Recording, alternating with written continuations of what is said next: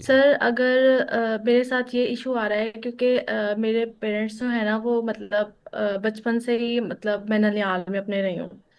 तो मेरे साथ सिचुएशन ये थी कि मेरे पेरेंट्स ने एज अ मुझे नहीं मतलब उन्होंने किया ना बॉट अप।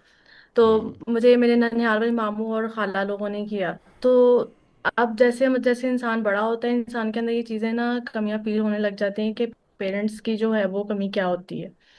सम टाइम मतलब अगर आप अपनी किसी खुशी का या गमी का मतलब आप किसी से कह दो ना कि मतलब मैं ये नहीं करना चाह रही।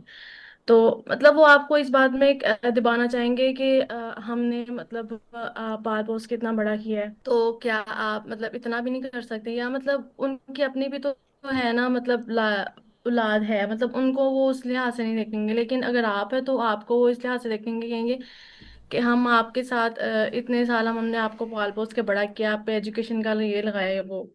तो मतलब एजुकेशन भी अगर आप अपनी मर्जी से करना चाहो तो भी मतलब इसमें रिस्ट्रिक्शंस हैं। अगर आप जॉब वगैरह के लिए भी कहो तो इस लिहाज से नहीं। तो मुझे ना इस बात से काफी ज्यादा पहले परेशानी होती थी लेकिन फिर साथ साथ आपकी वीडियोस भी देखे तब दुआ भी स्टार्ट की।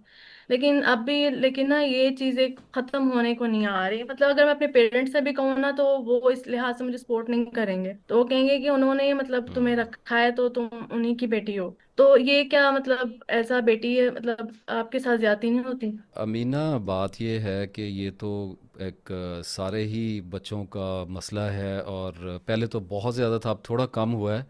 लेकिन अभी भी सप्रेशन जो है वो तो पेरेंट्स लगाते रहते हैं। अब ये बड़ी एक इसमें हद फासिल रखनी पड़ती है, बसा औकात माननी पड़ती है। आम तौर पे ज़्यादा तो माननी पड़ती है, कुछ चीज़ों पे इख्तलाफ हम ज़ाहिर कर तो देते हैं, लेकिन फिर कई जगहों पे बेबस कर दिया जाता है, कहीं पे डरा देते हैं हमें, कहीं पे इमोशनल ब्लैकमेलिंग भी होती है, ये सारा कुछ चलता है। इसका सरेदस कोई मेरे पास तो इलाज नहीं है सिवाय इसके कि सब्र किया जाता है। और पेरेंट्स सारे ही इल्म वाले नहीं होते। आम एक रोज़मर्रा के हमारे जैसे हम आम लोग हैं, हमारे वालदेन होते हैं, तो उनके अंदर ईगोइस्टिक इश्यूज उसी तरह के होते हैं जैसे आम लोगों में होते हैं, और बच्चों को शिकार भी किया जाता है। सभी कुछ होता है, मैं आपकी बात को बिल्कुल समझ रहा हूँ। लेकिन इसका जो इलाज है वो यही है कि सब्र के साथ चलना पड़ता है। वालदेन का हम कुछ भी नहीं कर सकते।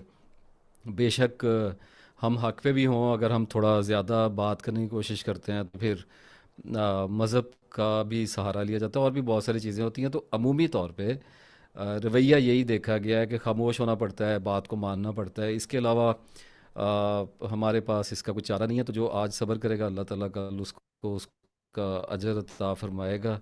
सारे काम अपनी मर्ज़ी से अमीना कोई भी नहीं दुनिया में करने देता। कल हस्बैंड के पास जाओगे, वो भी आपके ऊपर कुछ कदगन लगाएगा। हस्बैंड जो होगा उस पर जॉब पे कुछ लोग उसको सप्रेस करेंगे। तो सप्रेशन का जो सिस्टम है ना, वो आपके अपने बच्चे होंगे, आप भी कल को उनको अपनी मर्ज़ी से चलाना चाहेंगी। तो ये सारी चीज़ें तकलीफ़ दे तो बहुत हैं, लेकिन इनके साथ गुजारा करना पड़ता है, चलना पड़ता है। अल्लाह ताला सब्र करने वालों के साथ है। थोड़ी तस्बीहात किया करें, अल्लाह ताला से मदद मांगा करें।